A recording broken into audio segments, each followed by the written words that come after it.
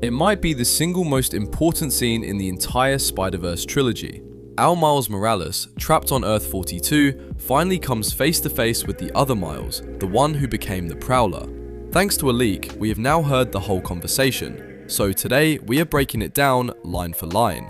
Just this one scene, the dialogue, the dynamic, and where this collision of two Mileses could be heading. It is funny, it is tense, and underneath all of it, it is heartbreaking. Let's get into it. First, something important. We are not going to show you the leaked footage, and not only for the usual reasons. Those are the words of Christopher Miller, the film's own co-writer and producer, posted about this very leak. The scene is unfinished, not fully rendered, so out of respect for the people making it, we are going to describe it and only describe it. No footage, just the breakdown. One fast thing. We are closing in on our first 1,000 subscribers. If you love Spider-Verse breakdowns, tap subscribe. It is free and it helps a small channel more than you would think. That is the ask. Now, let's set the stage for one of the most anticipated conversations in modern animation. When we join the scene, our Miles is a prisoner, webbed and chained to a chair, lit in harsh red, deep inside enemy territory on Earth 42. The world where his father is dead and his uncle Aaron is still alive. And standing over him in the Prowler's purple mask and claws is the person who runs this world's underworld. It is him, another Miles Morales, shaped by loss into something colder. The hero is staring straight at what he could have become. It opens simple. Our Miles asks the only question that matters. Who are you?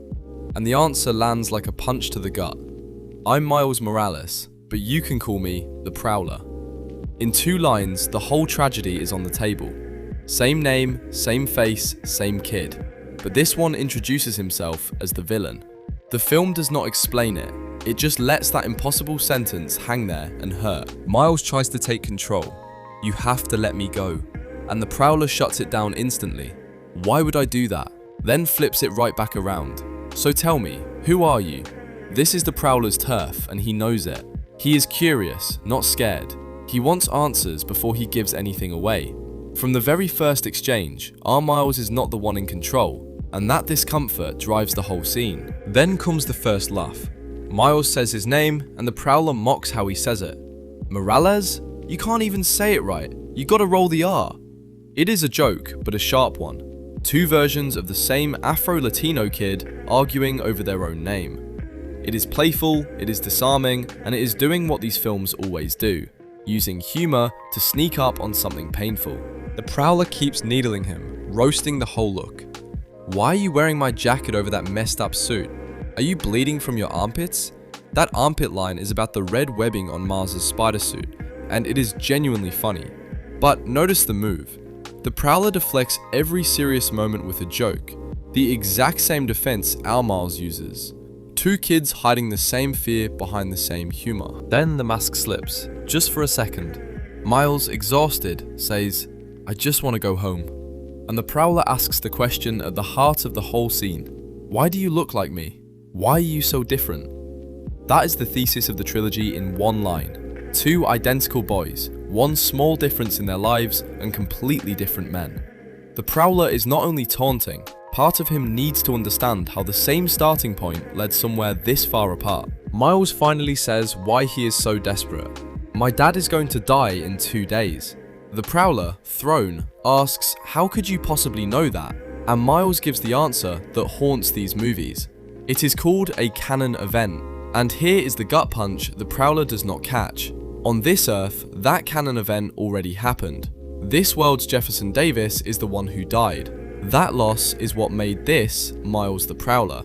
He is hearing his own origin story, and he does not even know it. Miles tries to explain the rule. A police captain close to Spider-Man always dies, and the Prowler stops him cold. What the hell is a Spider-Man? Miles says he's a superhero. The Prowler just shrugs. That sounds even dumber. This is the quiet horror of Earth 42. There is no Spider-Man here. No one got bitten, no one put on the mask. So when tragedy struck this world, there was no hero to answer it, only a Prowler. Miles is looking at the exact life he would have lived if things had gone slightly worse. As they talk, Miles starts to glitch, his body rejecting a universe that is not his. The Prowler notices. You're mad glitchy. Miles warns him. My atoms don't like it here. And then, even chained up, He says, "I don't want to hurt you." The Prowler smirks, bold for a guy tied to a chair. That is the entire difference in a single beat. Bound, trapped, glitching apart, our Miles' first instinct is still, "I don't want to hurt you." Even here, he leads with compassion, and the Prowler cannot quite make sense of it. You can feel it start to slip under his mask, and the scene builds toward one line that says everything. You always gotta make a choice, or the choice makes you. That is the beating heart of Beyond. Miles and the Prowler are the same soul who made or were handed different choices. One chose the mask and the responsibility. The other had the choice made for him by loss. The whole film is asking whether that can still be rewritten. So what is the dynamic here? It is not a hero and a villain. It is a boy and his shadow. The Prowler is everything our Miles fears he could become, and our Miles is everything the Prowler quietly gave up on being. Neither of them can look away. That is what makes this more than a fight. You get the sense our Miles cannot simply beat this version of himself. On some level, he has to reach him. Saving the other Miles might be the only way he saves his own soul and finds his way home. So where does it go? The setup screams redemption. Miles planting a seed of doubt, showing this Prowler a version of himself that chose differently, and slowly pulling him toward becoming the hero this world never had. But Beyond could also break your heart. The Prowler could stay the villain, forcing Miles to fight the one person he most wants to save. Either way, this conversation is the fuse. Everything the finale detonates almost certainly starts right here, in this room. The scene does not stay quiet.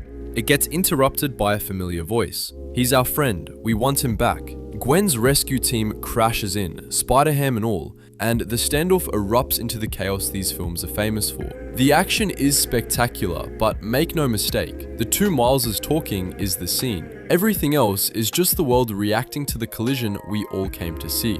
If this leak is real, and unfinished as it is, Beyond has its emotional core locked. Two Mileses, one mirror, one impossible choice. It is funny, it is devastating, and it is exactly the scene this trilogy has been building toward for years. So what do you think? Does our Miles save the Prowler or fight him? Drop your theory below, and please, support the film when it releases and do not spread the leaked footage.